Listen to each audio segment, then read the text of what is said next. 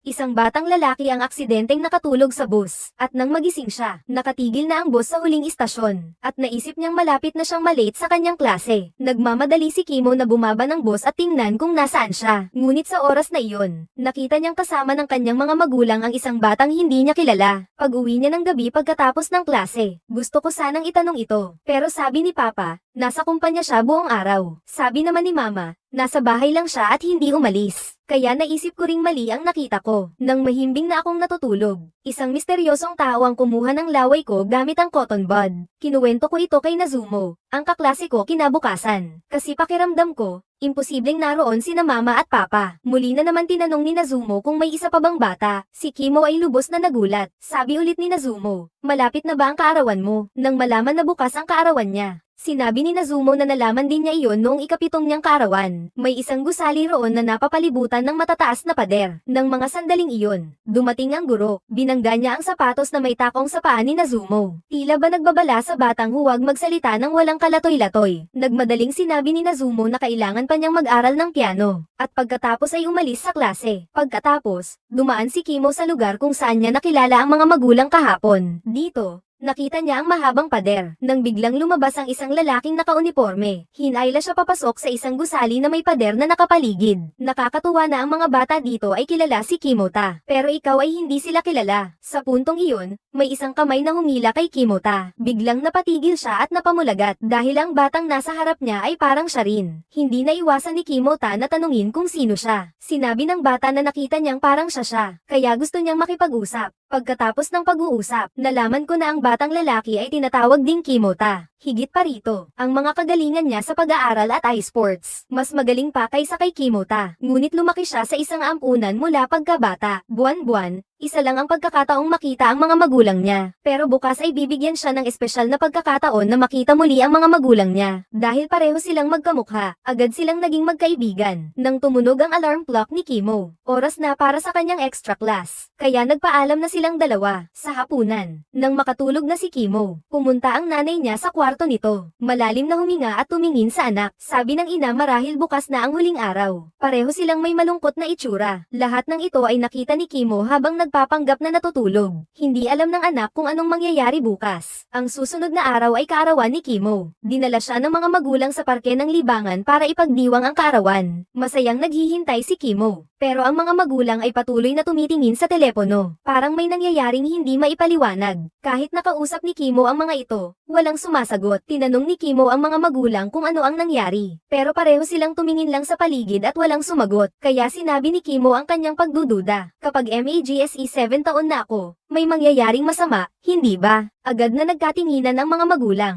Tinanong ni Kimo ang ilang tanong. Hindi inaasahan na tinapak siya ng nanay. Sabi ng nanay baka ngayon ang huling araw. Kaya gusto niyang masaya itong pagdaanan. Tamang-tama. Tumunog ang telepono ng tatay. Sinabi ng kausap na kailangan agad umalis si tatay. At sa mga sandaling iyon, napansin ni Kimo na may pamilyar na anino sa ilalim ng gulong ng Ferris wheel. Isang batang katulad ko. Dahil sa patuloy na pag-urong ng ekonomiya ng Japan, ang pagpapaunlad ng bansa sa hinaharap ay nangangailangan lamang ng mga batang may pagmamahal sa hayop. Kaya, sa ilalim ng pangangasiwa ng Institute of Animal Education, mula sa mga selula ng mga sanggol, kinukuha nila ang mga selula upang magparami ng mga tao, upang magkaanak ng dalawang magkaparehong tao. Tapos ang isa ay inalagaan ng pamilya, ang isa naman ay inalagaan sa isang ampunan. Dahil sa sistemang ito, kahit na ang mga magulang ay nabigo sa pagpapalaki, maaari nilang ipagpalit sa reserba. Ang pagpapalit na ito ay maaari lamang gawin kapag ang bata ay 7 taong gulang na. Pagkatapos ng 7 taon, kung sino ang mas minamahal ay siya ang mag-aalaga. Nasasaktan ang puso ko. Pareho silang mga anak ko. Parehong mahal na mahal ko. Pero kailangan kong sumunod sa alituntunin at isa sa kanila ay kailangang iwanan ko. Nagmadaling magsalita ang anak ko na ayaw niya. Pero 7 taon na siya. Kailangan ng pumili. Sinimulan ng ipahayag ng lalaki ang pangwakas na desisyon. Pagkatapos suriin ang DNA